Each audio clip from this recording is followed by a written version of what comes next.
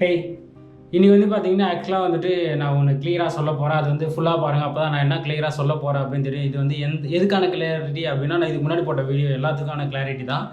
ஏன் அப்படி சொல்கிறது நீங்கள் ஃபுல்லாக பார்த்தீங்கன்னா கண்டிப்பாக உங்களுக்கு புரியும். அதுக்கு முன்னாடி நான் வந்து இந்த சேனல் ஃபுல்லாகவே வந்து பிஸ்னஸ் ரிலேட்டடாக அந்த மாதிரி மட்டும் தான் நான் போட்டுகிட்டு இருக்கேன்.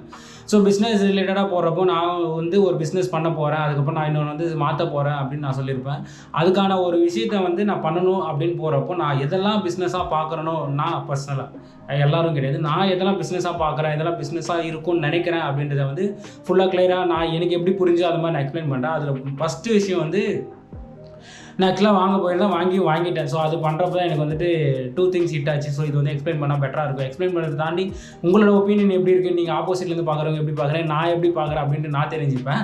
ஆக்சுவலாக வந்து என்ன வாங்கினேன் அப்படின்னு பார்த்தீங்கன்னா, கண்ணாடினா நம்ம ஃபேஸ் பார்ப்போம்ல, அந்த கண்ணாடி தான். அது வந்து கொஞ்சம் பெருசாக வாங்கிட்டேன். பெருசானா என்னோடய ஹைட்டுக்கு வாங்கியிருக்கேன்.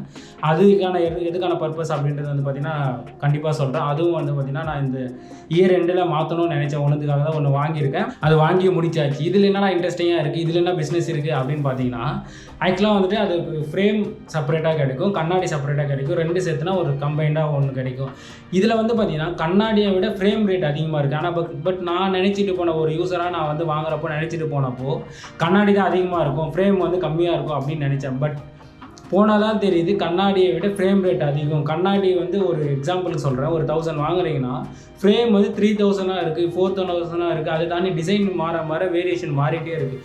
இதில் வந்து எது பெஸ்ட்டு பிஸ்னஸ் அப்படின்னு நீங்கள் நினைக்கிறீங்கன்னு சொல்லிட்டு கீழே கமெண்ட் பண்ணி. எனக்கு வந்து பார்த்தீங்கன்னா கண்ணாடியை விட ஒரு யூஸராக பார்க்குறப்போ கண்ணாடி மேனுஃபேக்சரிங் பண்ணி அதை வந்து வேறு எதுவும் அதை வந்து உருக்கி அதுக்கப்புறம் ஒரு கண்ணாடியை ஃப்ரேம் பண்ணி எடுத்துன்னு வர்றதுக்கு விட இந்த மரத்தால் செய்கிற அந்த ஃப்ரேம் வந்து பார்த்திங்கன்னா மரமோ அதுக்கப்புறம் வேறு எதோ வச்சு செய்கிறாங்க. அது ஃபுல் கிளாரிட்டி எனக்கு தெரியல. பட் இருந்தாலும் நான் சொல்கிறேன், இந்த கண்ணாடி மேனுஃபேக்சரிங்கை விட வந்து ஃப்ரேம் மேனுஃபேக்சரிங்கோட காஸ்ட்டு அதிகமாக அப்படின்றது எனக்கு தெரியல.